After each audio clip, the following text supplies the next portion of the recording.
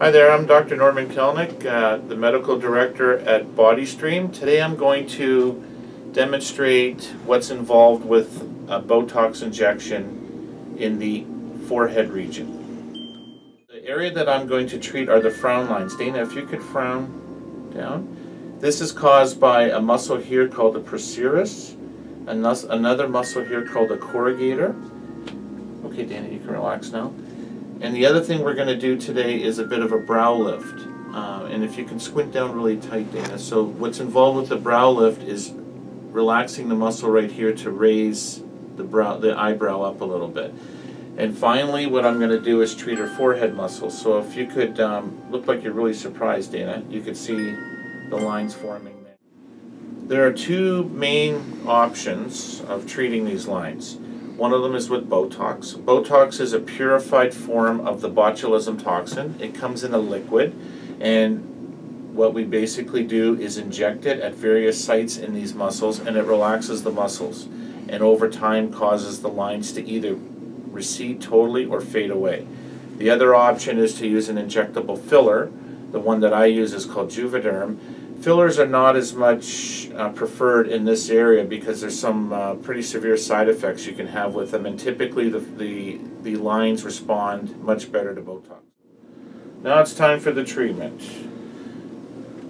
What I'm going to do now is get Dana to frown down very hard. This is so I can just see which muscle to inject into, and now you can relax, Dana. Sorry, my big fingers are in the way. So is there any pain associated with this? Basically, what we're using here is a 31 gauge Botox needle, which is very small gauge. The higher number of the gauge, the smaller the needle. So it feels just like a small pinprick. Isn't that true, Dana? It is, yeah. And just turn towards me for a second, Dana, and squint down as hard as you can. This treatment I'm going to do right here is what causes the eyebrow lift. How long does it usually take for the Botox to start working? Normally it takes anywhere from 4 days to 2 weeks to start working. That's what the product monograph says. My experience is it typically starts working normally within a day or two. But under normal circumstances, we tell people 4 days to 2 weeks. What are the typical side effects you would expect? Well, squint down very hard, Dana. As you can see, because it's a needle, the most common side effect that anyone might get is a little bit of bleeding or bruising. I find typically in this area it's not as much of an issue. When you treat the forehead area, a common symptom noted afterwards is a bit of a mild, what feels like a bit of a muscle tension headache, which is very transient, lasts 2 or 3 days, and responds very well to either Tylenol or Advil. One of the more uncommon side effects that you can get, and it's basically based on the patient's anatomy and or the physician's injection technique, is ptosis of the eyelids. What that means is some drooping of the eyelids. If that does happen, it tends to be very transient, meaning it only lasts about 4 to 6 weeks, and it goes away by itself without any treatment.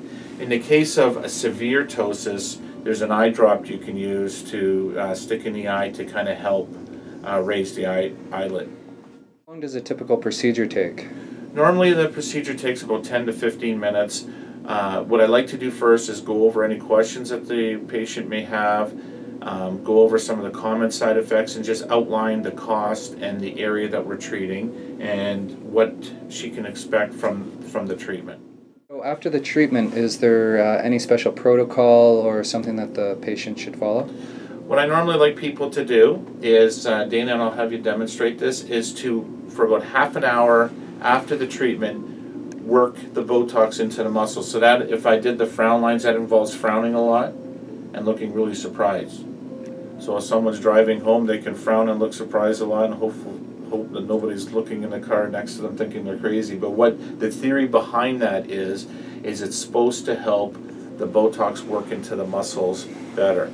The second thing I normally tell people is for about 4 to 6 hours after a treatment, do not lie down flat on their face.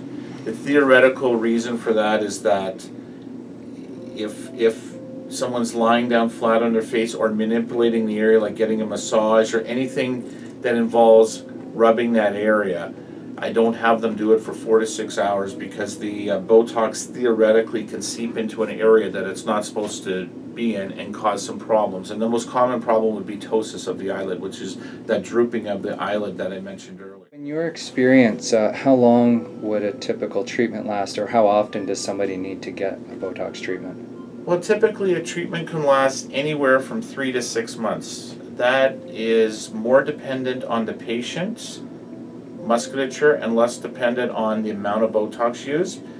The amount of Botox might have a small bearing on it, but somewhere between 3 to 6 months. That doesn't mean that after 3 to 6 months someone shrivels up like a California raisin. All it means is that their lines will start to appear again, and most of the time the patients come to me booking an appointment because now they see their lines coming back. How much does a typical Botox treatment cost?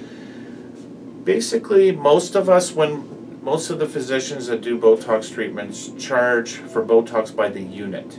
So in Dana's case, I injected 29 units totally into her frown lines and forehead, and there would be a certain cost per unit. In her case, I used 29 units. In other people's cases, you might use 40, 50, 60 units. A lot of it depends on the patient.